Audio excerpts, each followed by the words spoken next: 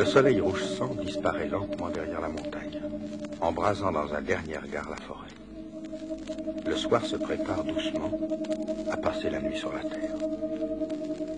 Dans la forêt, tous les cris des animaux, les sifflements des oiseaux ont cessé brusquement. Chacun dans son trou, son terrier ou son nid s'installe confortablement pour un sommeil bien mérité. La marmotte, le nez entre ses pattes, dort déjà depuis longtemps.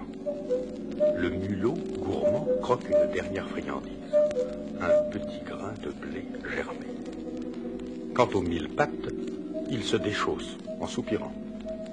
La fourmi, grosse travailleuse, prépare son travail du lendemain et s'endort en rêvant à son grenier plein de victuailles. Sur une haute branche, le merle et le rossignol parlent musique avant de se coucher. Le pivert a des ennuis avec le hibou qui refuse de dormir. Le ver de terre rêve qu'il est devenu un long serpent et qu'il fait peur aux oiseaux. Petit à petit, toute la forêt s'endort.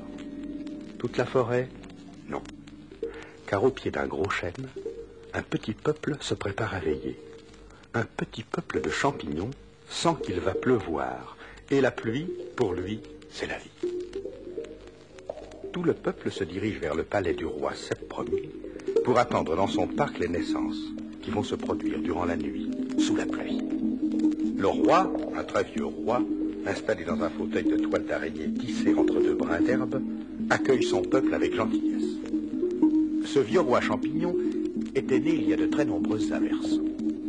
Car les champignons ne comptent pas leur âge en années comme nous, mais en averses.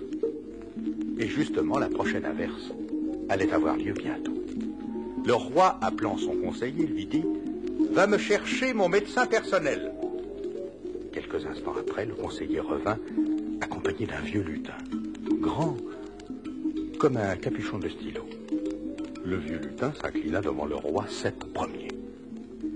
Tout à coup, la pluie se mit à tomber avec force, et tous les champignons se précipitèrent vers le parc pour accueillir les nouveau-nés. Au bout de quelques minutes, les premiers enfants champignons sortirent de la terre encore tout étonnés. Les infirmières portèrent les bébés champignons au vieux lutin médecin qui les examina avec attention, leur faisant tirer la langue ou soulevant leur chapeau pour voir s'il n'y avait pas de malade. Il faisait presque jour lorsque le dernier bébé fit son apparition. À leur réveil, les habitants de la forêt découvrirent avec étonnement les enfants champignons. Il avait tellement plu et il y avait tellement de bébés que tous les champignons s'embrassèrent en chantant « Bonne averse, bonne averse, bonne averse, bonne averse ».